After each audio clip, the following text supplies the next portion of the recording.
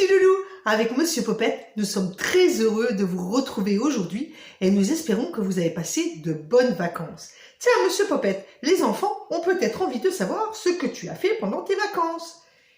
Coucou les petits loulous. Et oui, pendant les vacances, c'était trop bien. Je suis d'abord allée à la mer. J'ai nagé avec les poissons et j'ai fait des beaux châteaux de sable. Maintenant, je n'ai plus peur de l'eau. Oh, mais c'est très bien ça, Popette. Oui, et après, je suis partie en Belgique, où j'ai mangé de délicieuses frites et aussi des gaufres. Qu'est-ce que c'était bon, Mimi Souris, mais qu'est-ce que c'était bon. Ah oui, tu as dû bien te régaler, Popette. D'ailleurs, je crois que tu as pris un petit peu des kilos.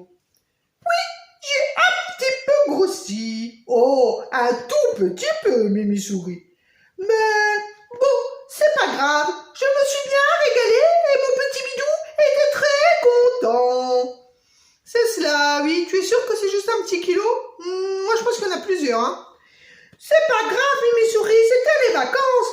Et après, tu sais, je suis partie à la montagne. Et oui, petit loulou, je suis partie faire un petit voyage à la montagne. Et j'ai rencontré une ravissante petite brebis qui est devenue mon amie. Elle s'appelle Molly. Ah, mais oui, Popette, c'est vrai. Tu m'as raconté. Les enfants, j'ai une idée. Popette, si on racontait l'histoire de Molly au petit loulou. Ah oui, oh oui. Allez, Mimi Souris, raconte l'histoire de Molly. Alors, tu te tiens tranquille, hein. Tu recommences pas toutes tes bêtises, Popette, hein.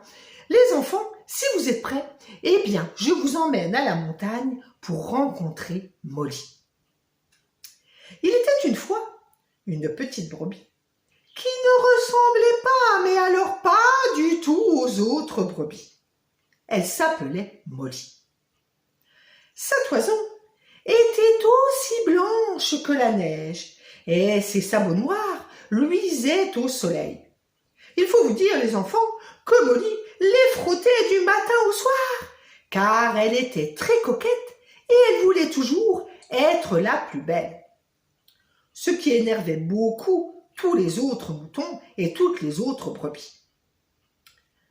Un jour, les moutons, énervés de la voir se regarder toujours dans la glace, lui dirent « Tu as beau te frotter les sabots et peigner ta belle toison blanche, ça ne sert à rien, tu sais.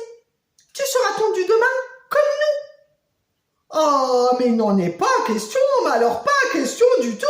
Je ne laisserai personne prendre ma belle toison blanche pour en faire de la laine. Elle peut bien être belle, ta toison, lui répondit l'autre brebis qui se trouvait à côté d'elle. Tu es tout le temps en train de la friser. Alors, que tu le veuilles ou non, de toute façon, demain, tu te feras tondre comme nous. Il n'en est pas question. Je ne laisserai personne prendre ma toison, dit Molly. Et sur ces mots, elle se remit à coiffer sa belle toison blanche avant d'aller se coucher. Mais elle n'arrivait pas à trouver le sommeil, terrifiée à l'idée que le berger vienne le lendemain pour la tondre. Il fallait absolument qu'elle empêche ça. Mais comment faire? Et alors que le jour se levait, Molly eut une fabuleuse idée.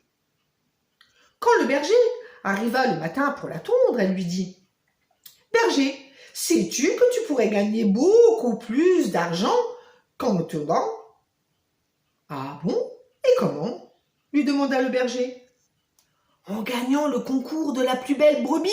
Mais pour cela, il ne faut pas que tu me tondes. »« Qu'est-ce qui te fait croire, lui dit le berger, que c'est toi qui gagneras le concours. »« Mais enfin, voyons, lui répondit Molly, parce que je suis la plus belle. Ma toison est aussi blanche que la neige, pas une tache. Elle est douce, moelleuse, frisée. C'est la plus belle de la région. » Alors, le berger s'approcha tout près de Molly et commença à la regarder sous tous les angles en lui disant « Tu as peut-être raison, tu peux peut-être gagner le concours. C'est d'accord, je ne vais pas te tondre. Mais je te préviens, si tu perds le concours, tu seras tondu comme les autres, immédiatement. » plus, lui dit Molly. Et le berger s'en alla, ravi à l'idée de gagner plein d'argent grâce à Molly. Le jour du concours, elle se fit très belle, bien sûr, et elle fut aidée par tous ses amis animaux de la bergerie, mais surtout par Gaston, le bélier, son amoureux. « Tu vas gagner le concours, lui dit Gaston. »« Il y aura aussi de belles brebis, lui dit Molly. »« Oui, mais tu es la plus belle. »« C'est bien dommage, Gaston, que tu ne puisses pas venir avec moi au concours, lui dit tristement Molly. »« Attends, je reviens, tout de suite, lui dit Gaston. » Et quand il revint, il dit à Molly, « Ferme les yeux. » Et il lui mit à son collier une magnifique fleur rouge qu'il était allé cueillir. « Mais qu'est-ce que c'est, lui dit Molly. »« C'est une belle fleur pour toi, Molly, lui dit Gaston. Comme ça, tu auras l'impression que je suis avec toi. » Alors, Molly lui fit un gros bisou pour le remercier, tant elle était heureuse. Et puis, vint le temps des adieux, et Molly dut prendre le chemin du concours. Arrivée sur place, il y avait beaucoup de brebis qui étaient aussi très belles, bien sûr. Alors, Molly commença à paniquer à l'idée que peut-être elle ne gagnerait pas le concours. Quand soudain, elle se rappela qu'elle avait la magnifique fleur rouge de Gaston et elle reprit aussitôt confiance en elle, elle l'accrocha à son collier. Elle défila sur scène en se dandinant au son de la musique, en levant la tête fièrement, en disant « Regardez-moi, c'est moi la plus belle !» Alors, tout le monde sur son passage lui disait « Oh, qu'est-ce que tu es belle, Molly! Quelle belle toison blanche tu as !» Bien sûr, Molly gagna le concours, les enfants, vous vous en doutez, c'était la plus belle brebis de toute la région. Et depuis ce jour, le berger ne la tondit plus jamais. Quand Molly rentra chez elle, elle se jeta dans les pattes de Gaston pour le remercier. « C'est grâce à toi, lui dit-elle, si j'ai gagné le concours. » Alors, Gaston la regarda avec un grand sourire et lui répondit « Non, Molly, ce n'est pas grâce à moi, c'est grâce à ta belle toison blanche. » Oh, c'était très bien l'histoire de Molly. Tu sais, Mimi sourit, c'est vrai que Molly, elle a une magnifique toison blanche. Et qu'est-ce qu'elle est gentille. J'irais bien la retrouver. Ah non, Poupette, les vacances sont terminées. Là, maintenant, moi, j'ai besoin de toi. Et puis, tu sais, demain matin, il va falloir que tu mettes ton réveil parce qu'il y a quelque chose de très important. Ah bon? C'est quoi? C'est quoi? Mais tu te fiches de moi, Poupette. Demain, c'est l'école, c'est la rentrée des classes.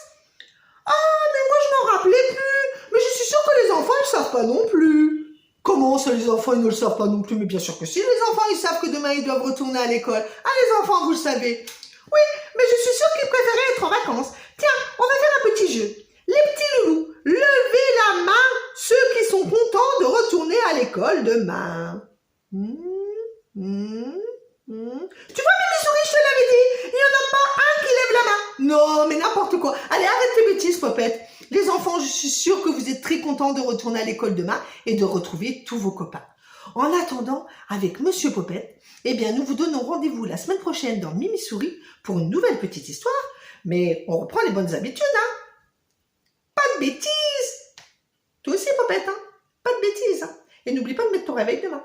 Au revoir, mes petits loulous. Pas de bêtises. À la semaine prochaine. Bonne rentrée des classes.